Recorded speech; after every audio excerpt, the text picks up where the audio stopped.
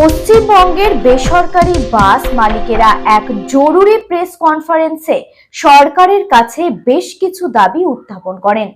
তারা 15 বছরের বাস ও mini bus বাতিলের সিদ্ধান্ত পুনর্বিবেচনা, ডিজেলের দাম কমানো, অতিরিক্ত ফাইন প্রত্যাহার এবং অবৈধ অটো টোটো বন্ধ করার দাবি জানান। তপন ব্যানার্জি বলেন, বাস ভাড়া বাড়াতে হবে এবং সরকারের উচিত একটি রেগুলেটরি কমিটি গঠন করা। তারা কোভিড পরবর্তী 2 বছরের বয়সসীমা বাড়ানোরও আহ্বান জানান। পরিবহন মন্ত্রী তাদের প্রস্তাব শোনার প্রতিশ্রুতি দিয়েছেন। এই মুহূর্তে ভাবনা চিন্তা যে আমরা যখন রাজ্য সরকারের কাছে বারবার চিঠি দিয়েছিলাম, সেখান থেকে যখন কিছু পাইনি, তখন বাধ্য আমরা কোর্টের দ্বারস্থ হয়েছিলাম। দ্বারস্থ হওয়াতে গত 4 নভেম্বর 2024 মহামান্য উচ্চ আদালত যে রায় দিয়েছে, সেই রায়ে আমরা আপাতত আমরা সন্তুষ্ট। আমরা এই মুহূর্তে গভর্নমেন্টের দিকে সরকারের দিকে তাকিয়ে আছি। সরকারও এই রায় দেখে অলরেডি দেখে নিয়েছেন। আমরা সরকারের মাননীয় মুখ্যমন্ত্রীর কাছে আমরা এই মুহূর্তে আবার অনুরোধ করছি, উনি খুব মানবিক মাননীয় মুখ্যমন্ত্রী, যাতে যত তাড়াতাড়ি সার্বিক এই রায়টা নোটিফিকেশান হয় সেটা আমরা চাই এবং আমরা আশা করব মাননীয় মুখ্যমন্ত্রী এ বিষয়ে সহানুভূতিশীল হয়ে রাজ্যের বাস মালিকদের অন্তত যাতে হারিয়ে না যায়, শ্রমিকরা যাতে কর্মচ্যুত যাতে না হয়, তাড়াতাড়ি এই ব্যবস্থা করবেন। এই মুহূর্তে কলকাতা শহরে 2,500 থেকে 3,000 বাস চলছে। অগস্ট মাস থেকে গাড়ি বসা শুরু করে দিয়েছে। তাতে প্রায় 700 গাড়ি ইতিমধ্যে বসে গেছে। এই নভেম্বর মাসে ম্যাক্সিমাম গাড়ি বসবে। 2009 অগস্ট মাসের থেকে হয়েছিল, অগস্ট মাসে তো গাড়ি বেরোয়নি, সব নভেম্বর ডিসেম্বর থেকে গাড়ি বেরোনো শুরু করেছিল। ন্যাচারালি ডেট অফ রেজিস্ট্রেশন থেকে এটাকে নির্ধারণ করা হয়। ডেট অফ রেজিস্ট্রেশন যে নির্ধারণ করা হয় November, end of the November হচ্ছে লাস্ট। এই end of the November Kolkata প্রায় বাস শূন্য হয়ে যাবে। সেই জন্যই আমরা কোর্টকে আমরা বলেছিলাম যে তুমি এটাকে ইমিডিয়েট যদি এর ব্যবস্থা না হয়, তা কলকাতার মানুষ বাস পাবে না, বাস মালিকরা হারিয়ে যাবে, প্রচুর শ্রমিক কর্মচ্যুত হয়ে যাবে।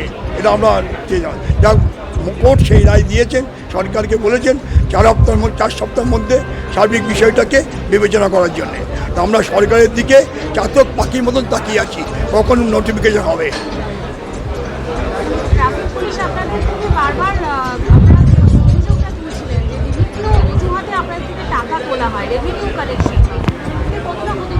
এটা একদম 100%। তো আপনারা যারা রাস্তায় থাকেন দেখেন যে পুলিশ ট্রাফিক মেনটেন করবে না, একজন অসহায় মহিলা তার বাচ্চাকে নিয়ে রাস্তায় যাবে তাকে দেখভাল করবে। পুলিশ ব্যস্ত থাকে হাত পেতে টাকা নেওয়ার জন্যে। সিভিক পুলিশদের টাকা তুলছে, লেনিন শহরে চলে যান, গোষ্ঠপাল মূর্তির সামনে চলে যান, ওখানে কোথায় ট্রাফিক আছে?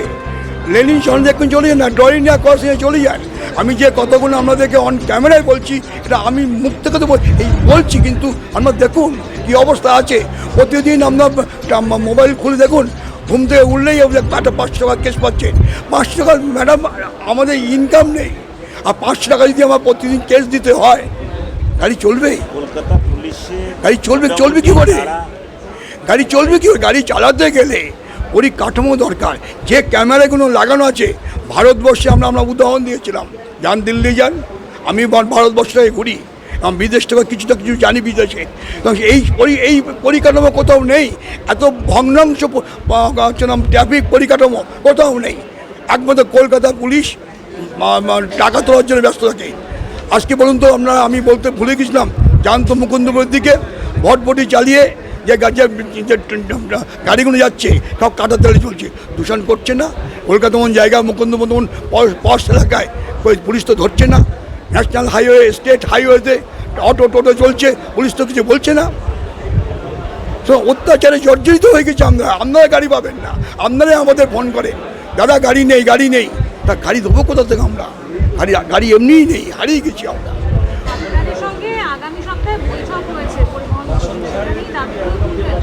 অবশ্যই যাবো আমরা।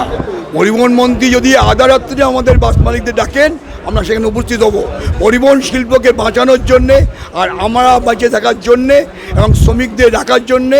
এবং শুধু জেনে নিন, এই শিল্পের সঙ্গে ভারতবর্ষে কৃষির পরে সবচেয়ে বেশি কিন্তু মানুষ কাজ করে। কৃষির পরে সবচেয়ে বেশি মানুষ পরিবহন শিল্পে কাজ করে।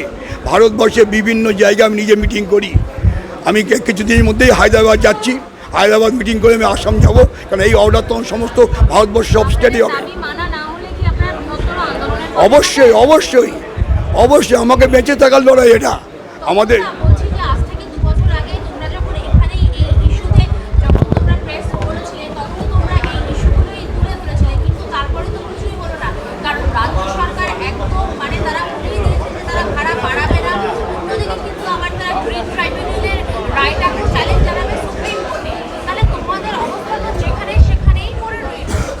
বিষয় কি রাজ্য, আমি বলেছিলাম বলার সময় রাজ্য সরকারকে ভাবতে হবে।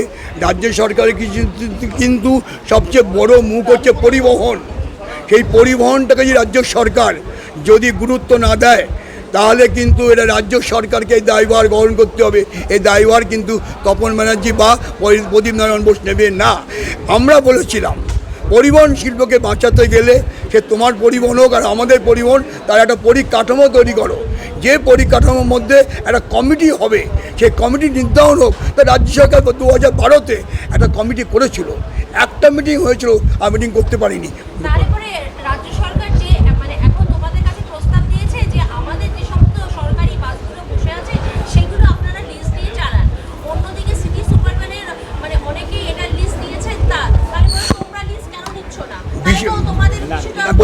উত্তর দিচ্ছি।